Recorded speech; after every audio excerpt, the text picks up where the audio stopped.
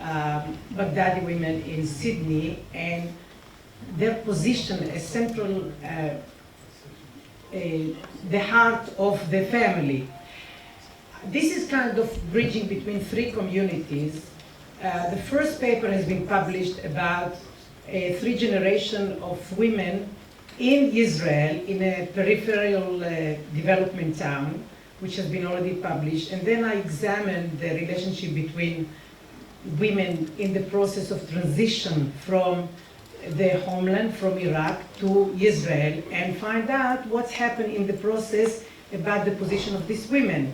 In that process, I studied 100 families, 3 generations of women, 300 women, that I interviewed them over about 3 or 4 years.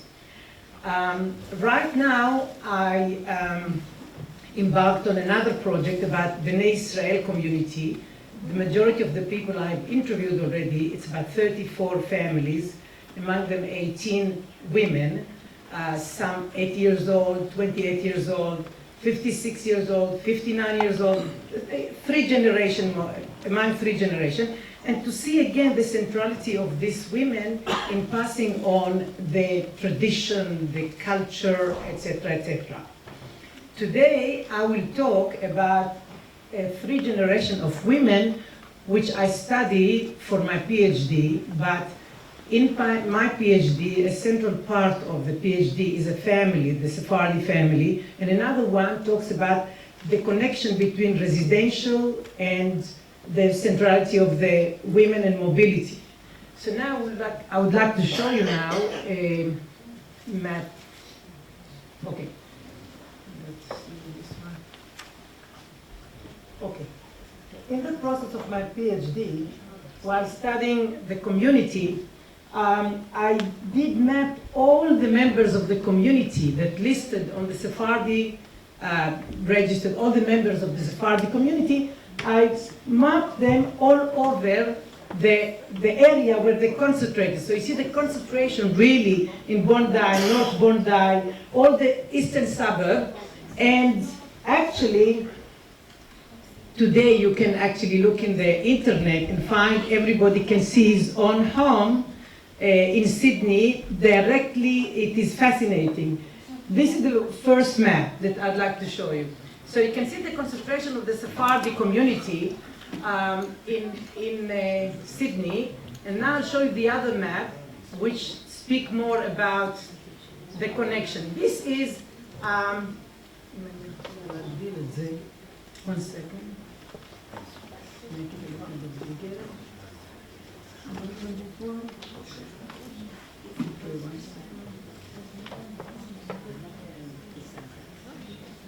Okay. This is only 3 families among the families I studied. So you can see the connection. Basically the house of the mother, the matriarch, the one who came from, this is a Baghdadi family from India. The mother is actually in the middle, while you see all the lines going. I don't know how much you can see, but basically it's only 3 families presented here so far. And how the mother actually is a central, she has the central position to gather the family around her. What I try to find out in this research to see whether this importance, the passing on the culture, whether the second generation, the daughters who came as young people, young women to either Sydney or to Israel, in the case of which I've published already by the Baghdadi, or with the case of the India or the Bnei Israel, to see if this centrality pass on to the second generation and more so to the third generation. So far, I can say that in the Sydney community, you can say that the mother actually centralized the family. The gathering always in the mother's house. The mother basically instructed the children, boys and girls, if they have any intense relationship, etc. At first, to begin, when the mother was alive, the relationship was very intense. Like they would come and visit and be together. As we see when the mother dies, and one of the daughters, usually the daughters actually lived more in the proximity of the mother's house, And we see that one of the daughters will take over, not necessarily the eldest daughter. One of the daughters takes over, and she continued to maintain the position of the matriarch, of the mother, to gather all the family around her. But we see as we go along, as we go along, we see that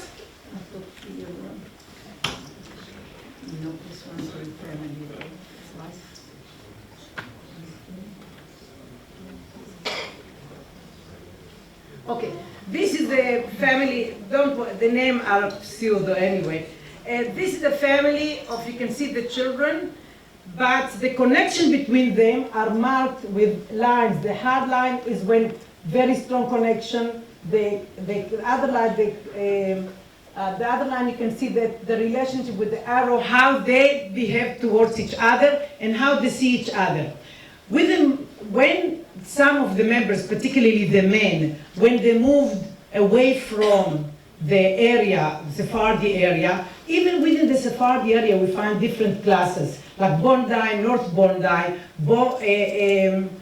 Rose Bay, Vaucluse, Double Bay. As soon as they move or marry out of the Sephardi community, what we call in sociology, we say the speediest acculturation of mobility ladder is through through marriage basically. So people who actually married Ashkenazi, so they tend to move away from the community and not to keep so much in touch with members of their community or their family even. So we see as we go away from the matriarch, when we get to the second generation, the daughters, one of the daughters takes over, and she really tried to maintain this connection strongly with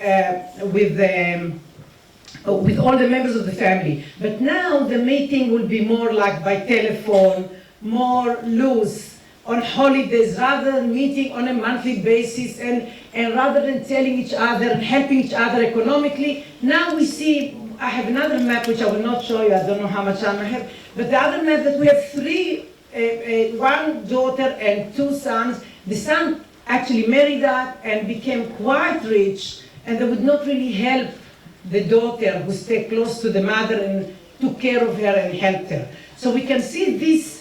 It appears to be that within these three generations, we see that the daughter, the pattern is that one of the daughters, not necessarily the oldest, one of the daughters would take over to try to get the family together. She becomes mother superior. I said the matriarch, like mother superior.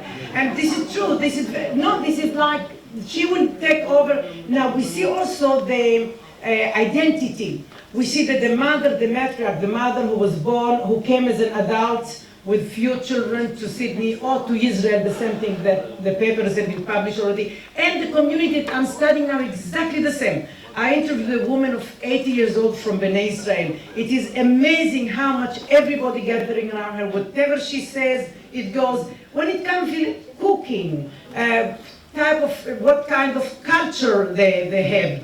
The mother said she enjoyed the Indian films in Israel, she enjoyed the food, but the granddaughter, 28 years old, she still cooks exactly the same cooking she learned from her grandmother. Now, one of the men in the family married an Ashkenazi kibbutznik girl, and she actually cooks all the Indian food she learned from her mother-in-law, which is fascinating. And as if the sons, even though this is the first, probably the third generation, even when the son move away, he probably recruit a wife that will do all the cooking and they all enjoy. They have films and they have Indian, they have like a community within the community, the Israeli community. This study although I haven't finished it, but if I talk about the Baghdadi in Sydney, so we see this pattern as well. The food, the everything together around the matriarch. When I came there, I speak Arabic very well. When I came there and began to interview people, I noticed the grandmother was so happy to speak to me, and the grandfather was so happy to speak to me Iraqi, because they have no chance to speak the language, because their children already speak less, and the grandchildren became real Australian. They don't want to know anything about it. But here comes the position of the third generation girl, the women. They try, but they don't put great emphasis. They say we are Australian now, or we are Israeli here. We're Australian now. Things, we don't remember anything. It's not so important. However, they still keep to certain cultural identity within the community. I was going to say something about the Baghdadi, and I'm sorry if we have to spoil it for you, but the Baghdadi had kind of superiority-inferiority relationship with the Bnei Israel, which come out now when I interview the Bnei Israel here when they speak about it. So I conducted many interviews here and in Sydney. And in Sydney, one of the men told me, he said, I'm quoting him, he said he come from Bombay, and he said that there were prohibition on marriages between Iraqi Jews and Bnei Israel, and he kind of was apologetic and explained to me. He said when the Baghdadi arrived in India, they never came across such a division of black and white Jews. So he said to us, they were Indians. What would you have done, he said to me, if you were one of us? But on the other hand, another member of the Bnei Israel told me, he said they felt superior and treated us as inferior in every possible way. However, he said he acknowledges the fact that without the Baghdadi contributed a great deal to them when it comes to revival of their religion. When the missionary came, the community, the Bnei Israel community didn't really know much about their Jewish tradition. So they actually learned from Wilson, was one of the principal men who wrote quite a lot about them. He said that through the translation of the Bible for them, they actually came back more or less to know more about Judaism. However, when the Baghdadi came, they built for them synagogue, they built for them schools, but two different schools, one for the Baghdadi, one for the Bnei Israel. They built the factory, Sassoon built a factory there that employed the Bnei Israel. So here it's important to see how this division comes up and comes out when you talk to people about it, between the Bnei Israel, the Baghdadi, in Bombay, in Sydney, and in Israel. So right now, this paper is basically going to finish soon, and the Bnei Israel one, hopefully, I'll be finishing in about a year time because I'm still conducting interview about it. I'm okay with time? Yeah.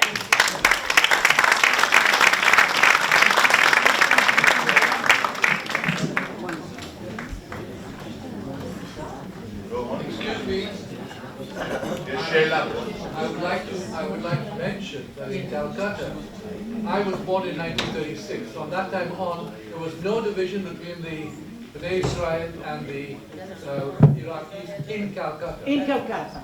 I did not study in Calcutta, I studied in Bombay, and they in my interviews, they clearly, explicitly, both groups told me the same thing about the division.